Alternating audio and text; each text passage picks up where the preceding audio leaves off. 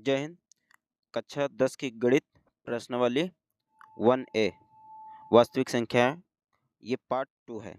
अब इसमें question number 9 देखते हैं।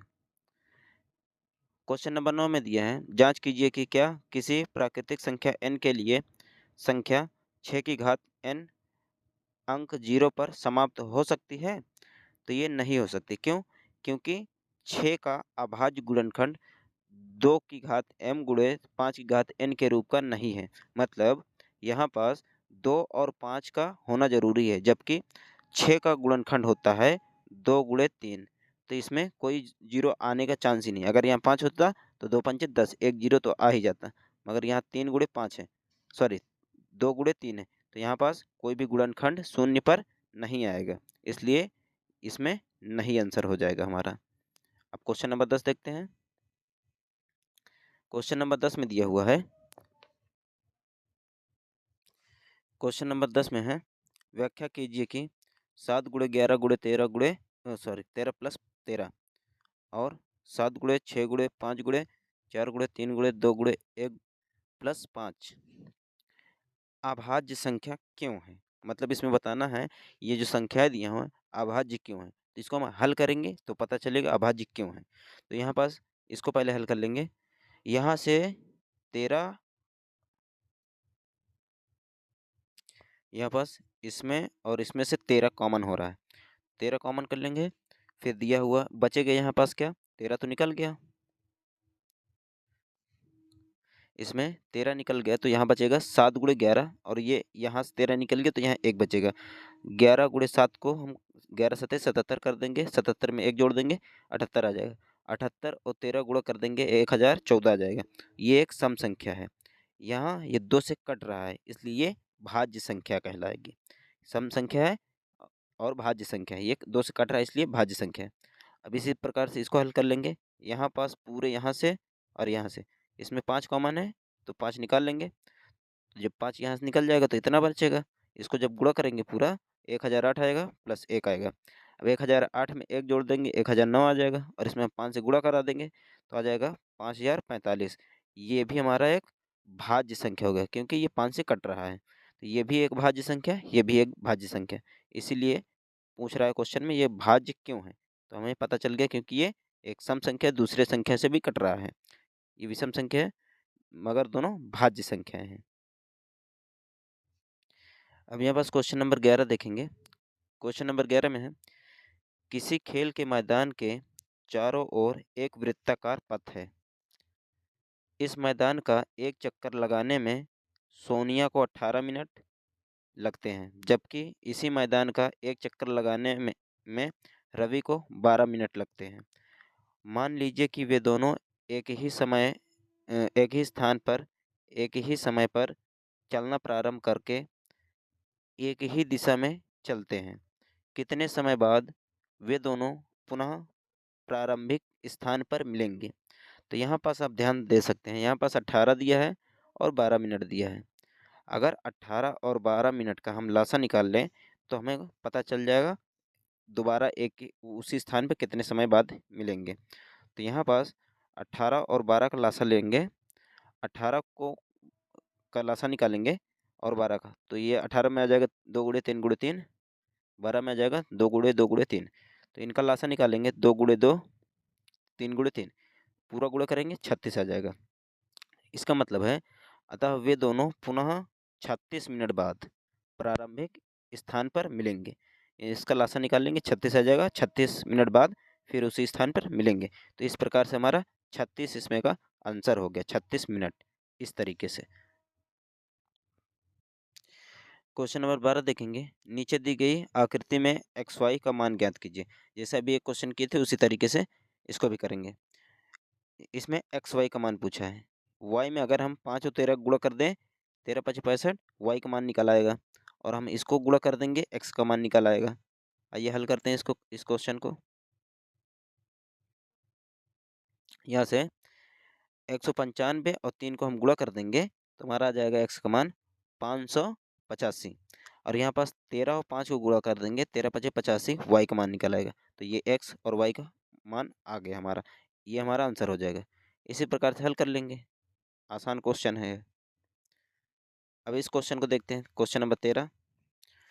इसमें दिया हुआ है, व्याख्या कीजिए कि 7 गुणे 13 गुणे 7 गुणे 13 गुणे 11 प्लस 11 और 7 गुणे 6 गुणे 5 गुणे 4 गुणे 3 गुणे 2 गुणे 1 प्लस 3 भाज्य संख्या क्यों है। अभी इसी प्रकार से क्वेश्चन नंबर 11 था।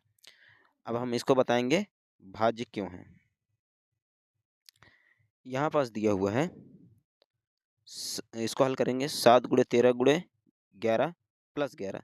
तो इस 11 को हम कॉमन ले लेंगे, अंदर बचेगा 7 गुणे 13 प्लस 1। 7 में 13 से गुणा करेंगे 91 आ जाएगा, प्लस 1 जोड़ देंगे 92। 92 गुणे 1 ये आ जाएगा 1012। यह एक भाज्य संख्या क्यों, क्योंकि सम संख्या 2 से बिकट रहा है। जो संख्या दूसरी संख्या से बिकट जाए वह संख्या भाज्य संख्या होती है। तो ये हमारा एक भाज्य संख्या प्राप्त होगा। अगर इसको हल करेंगे, इसमें से हमारा 3 कॉमन आ जाएगा। तो यहाँ पास बचेगा 7 गुणे 6 गुणे 5 गुणे 4 गुणे 2 गुणे 1, यहाँ प्लस 1।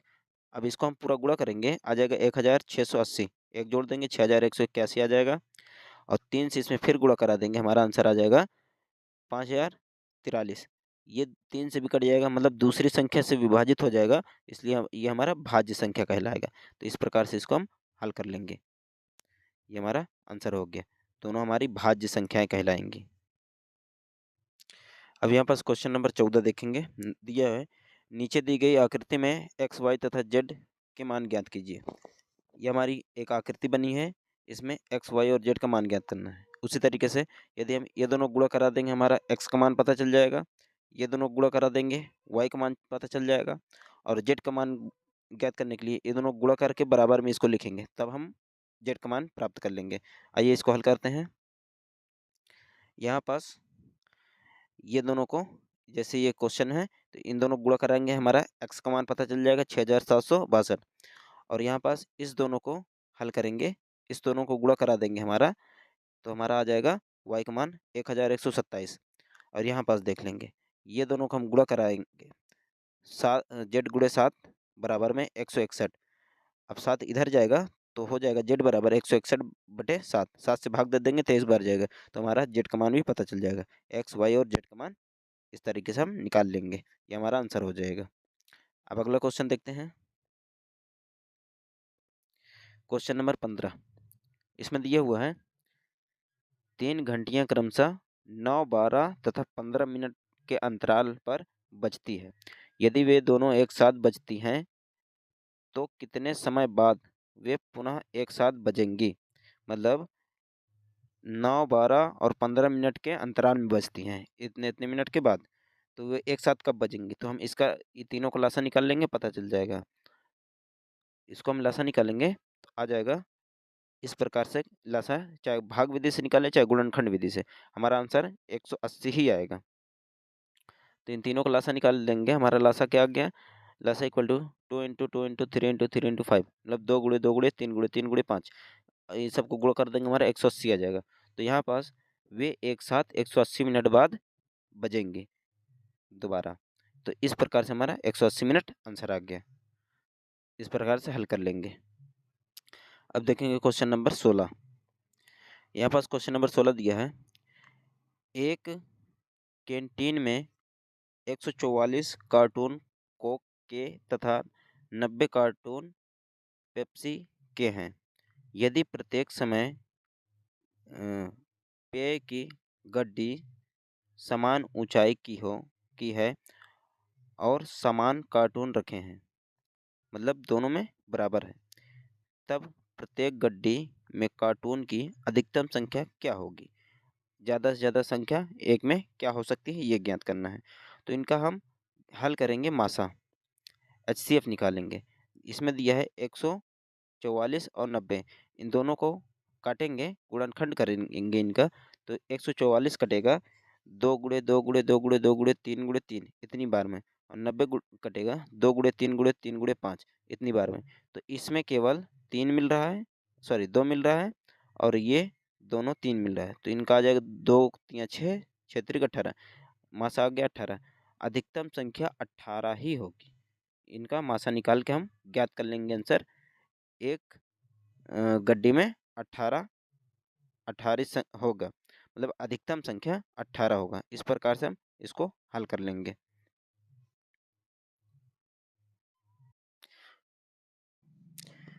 यहाँ पास क्वेश्चन नंबर 17 देखेंगे, दिया हुआ है एक फल विक्रेता के पास 990 सेब तथा 945 संतरे हैं। वह इनको एक टोकरी में रखना चाहता है। प्रत्येक टोकरी में दो फलों में से एक फल सम संख्या में लेना है। कम से कम कितनी टोकरियों में कितने फल रखे जा सकते हैं? कितनी टोकरी में कितने फल रखे जा सकते हैं, ये हमको ज्ञात करना है इसमें से। तो आइए हल करते हैं इसको। यहाँ से इसमें 990 का लासा लेंगे, सॉरी इसको गुणनखंड करेंगे और 945 का गुणनखंड करेंगे। तो 990 कटेगा, यहाँ पास 2 गुणे 3 गुणे 3 गुणे 5 गुणे 11 इतनी बार में, और 945 कटेगा 3 गुणे 3 गुणे 3 गुणे 5 गुणे 7 इतनी बार में। तो इसका मासा आ जाएगा 3 गुणे 3 गुणे 5, ये 3 मिलेगा, ये 3 मिलेगा और ये 5 मिलेगा। तो इसका मासा आ गया 45। 3 5 15, सॉरी 3 तिरक 9, 9 5 45, तो मासा आ गया 45। तो आंसर हमारा हो जाएगा कम से कम 45 टोकरियों में 45 फल रखे जा सकते हैं। मतलब 45, यहाँ पूछा था ना कम से कम कितने टोकरियों में कितने फल रखे जा सकते हैं, तो 45 टोकरियों में 45 फल रखे जा सकते हैं। इस प्रकार हम इसका आंसर प्राप्त कर लेंगे। अब अगला क्वेश्चन, यहाँ पास क्वेश्चन नंबर 18 है, दिया हुआ है अभाज्य गुणनखंड विधि से 378, 180 तथा 420 का मासा मतलब एचसीएफ तथा एलसीएम ज्ञात कीजिए। लासा मासा दोनों ज्ञात करना है। क्या इन तीनों संख्याओं का एलसीएम तथा एचसीएफ तीनों संख्याओं का गुणनफल के बराबर है? मतलब इन तीनों संख्याओं को गुणनफल करना है और एचसीएफ एलसीएम एचसीएफ का गुणनफल करना है, क्या दोनों बराबर आता है? आइए हल करके देखते हैं। इसमें 378 का लासा गुणनखंड करेंगे, 180 गुणनखंड करेंगे और 420 का गुणनखंड करेंगे, आएगा कितना? 378 करेंगे तो आएगा 2 गुणे 3 गुणे 3 गुणे 3 गुणे 7, और 180 करेंगे 2 गुणे 2 गुणे 3 गुणे 3 गुणे 5, 420 का करेंगे 2 गुणे 2 गुणे 3 गुणे 5 गुणे 7। तो इसका हम मासा निकाल लेंगे। इसमें 2 मिल रहा है और 3 मिलेगा, तो 3 दूना 6 मासा आ जाएगा, और जो नहीं मिलेगा उसमें मासा में रखेंगे, सॉरी लासा में रखेंगे। लासा में क्या रखेंगे? यहाँ पास एक बार, इसमें 2 बार 2 है, सबसे अधिक बार वाला रखते हैं, तो 2 बार 2 है, और यहाँ यहाँ पास 3 बार 3 है, 3 रख लेंगे, एक बार 5 है, एक बार 7 है, इसको भी रख लेंगे। इस सबको गुणा करेंगे 3780 आ गया, तो हमारा लासा मासा आ गया 6, लासा आ गया 3780। अब इन तीनों संख्याओं को गुणनफल करेंगे, तीनों संख्याओं को गुणनफल, ये तीनों को लिख देंगे और लासा गुणे मासा ये दोनों को लिख देंगे। इधर इनको गुणा करा देंगे पहले, 378 गुणे 180 आ जाएगा 86,040 और 420, इनका गुणा करा देंगे, इतनी बड़ी संख्या आ गई, और 6 से इसमें गुणा करेंगे, इतनी संख्या आ गई। तो ये हमारा ज़्यादा संख्या है, ये कम संख्या है, तो बराबर नहीं है, तो यहाँ लिख देंगे बराबर नहीं है। क्यों? क्योंकि क्वेश्चन पूछा था यहाँ पास के गुणनफल के बराबर है, तीनों संख्याओं के गुणनफल का बराबर है, तो हमारा आंसर है नहीं, यहाँ पास गुणनखंड के बराबर नहीं है, तो ये हमारा आंसर हो जाएगा। इस प्रकार इसको हम हल कर लेंगे। अब देखते हैं क्वेश्चन नंबर 19। क्वेश्चन नंबर 19 में दिया हुआ है अभाज्य गुणनखंड विधि से 256 और 36 का मासा मतलब एचसीएफ तथा एलसीएम ज्ञात कीजिए। साथ ही सत्यापित कीजिए कि लासा गुणे मासा दो संख्याओं का गुणन है, मतलब गुणनफल है या नहीं है।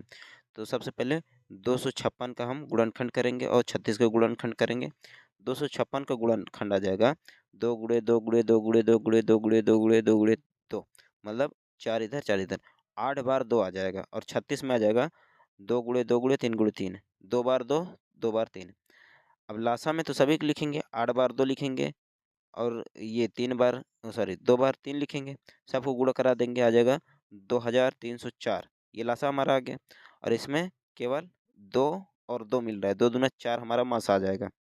तो अब इसको आगे हल करेंगे, मासा गुणे लासा 4 और 2304, इसको रखेंगे गुणा करा देंगे, आ जाएगा 9216, और यहाँ दोनों संख्या 256 और 36, इसका गुणा करा देंगे, आ जाएगा 9224। 16, दोनों तरफ 9216 आ रहा है, इसलिए LHS RHS दोनों बराबर हो जाएगा हमारा, यानी कि ये बराबर है। ये हमारा आंसर हो जाएगा इस तरीके से। अब क्वेश्चन नंबर 20वां देखते हैं। यहाँ पास क्वेश्चन नंबर 20 देखेंगे, दिया हुआ है दो संख्याओं का अनुपात 2:3 के अनुपात में है और उनका लासा 180 है। इन संख्याओं का मासा ज्ञात कीजिए। तो यहाँ पास पहली संख्या 2x मान लेंगे, दूसरी संख्या 3x और लासा दिया है 180, तो मासा ज्ञात करेंगे। तो यहाँ हम मानेंगे, माना मासा बराबर x, वहाँ 2x और 3x मानेंगे, यहाँ भी मासा को x मान लेंगे क्योंकि मालूम नहीं कितना है, इसी को निकालना है। तो यहाँ सूत्र होता है पहली संख्या गुणे दूसरी संख्या बराबर लासा गुणे मासा। तो लासा तो पता है 180, मासा को x माना गया है, और यहाँ 2x 3x पहली संख्या दूसरी संख्या, गुणा कर देंगे, 3 दूना 6x स्क्वायर बराबर में 180x। अब 6 इधर बटे में आ जाएगा, 6 बटे में आ गया, 6 से काट देंगे 180, 6 का नाम 6, 6 3 18, 30 आ गया। और यहाँ पास एक्स स्क्वायर बराबर 30x, तो यहाँ से एक एक्स से एक एक्स कट जाएगा, तो x बराबर 30 आ जाएगा। x का मान हमारा 30 आ गया, मतलब मासा हमारा कितना निकला है 30, क्योंकि हम x का मान मासा को x माने थे, इसलिए हमारा मासा आ गया 30 अंश। तो इस प्रकार से हम क्वेश्चन नंबर 20 को हल कर लेंगे। ये खत्म हुआ हमारा प्रश्नावली 1A वास्तविक संख्या। जय हिंद।